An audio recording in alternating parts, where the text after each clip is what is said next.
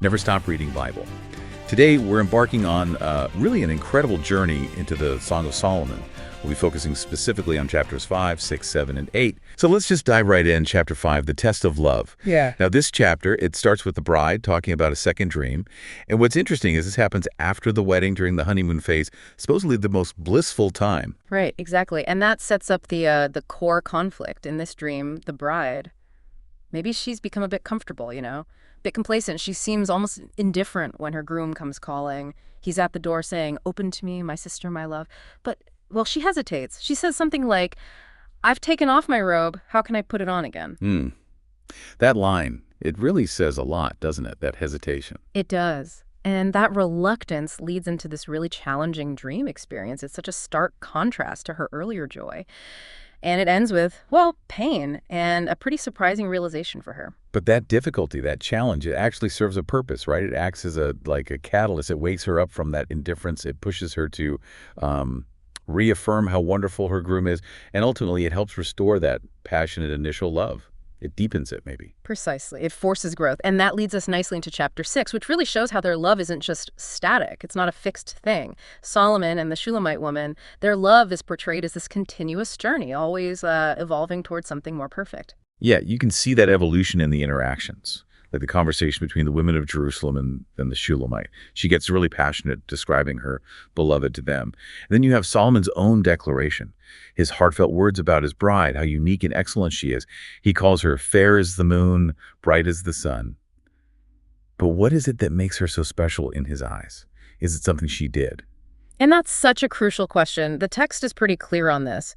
Her, let's say, extraordinary status, it's not really about her own merit or her abilities, not inherently. It's presented as solely the result of the king's grace, his favor towards her. Okay, so it's about his perspective, his choice. Exactly. And if you look at the bigger picture, spiritually speaking, it's a powerful illustration. It mirrors how believers are, justified by faith through Christ. It's free. It's without cost. It's not about us earning God's love or acceptance, but about what's freely given through grace. It just flips the whole script, It really does. Valuing someone for who they are, not just what they achieve.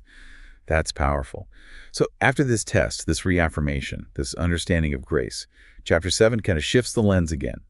Now we get the groom's perspective on this, more mature love, a consecrated love.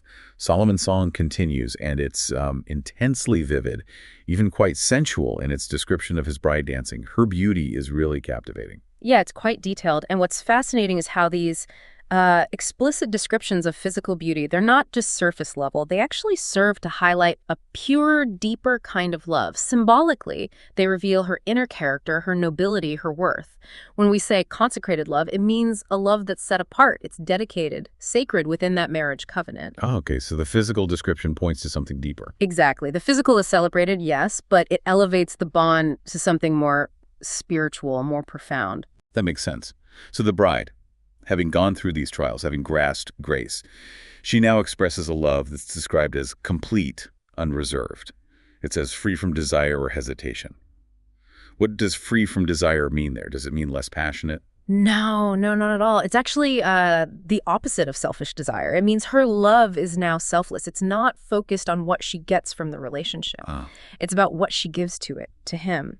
And this progression, it beautifully mirrors the believer's faith journey, moving from a self-centered view, what can God do for me, to one centered entirely on Christ, what can I offer in devotion? It's that shift from my beloved is mine to I am my beloved's. A really profound change. Wow, yeah, that is a huge shift, real maturity. And that brings us to chapter 8, the consummation of this love. This chapter feels like the climax, doesn't it? It depicts this really mature love, this perfected bond between them.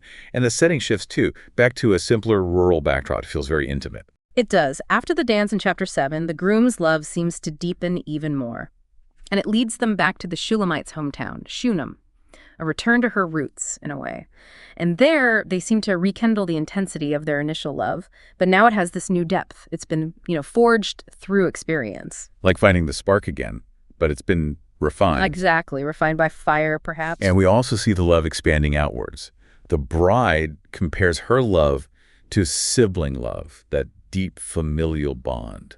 And their affection extends to their relatives, too. It's not just contained between the two of them. Right, it overflows. Ultimately, the whole song presents this ideal model for married love. It's exclusive, it endures, it grows through challenges, it's founded on grace. And crucially for believers, it foreshadows that complete and perfect love between Christ and the church, that ultimate covenant relationship. Thank you so much for joining us on today's exploration. The content for this deep dive was provided by the Center Studio.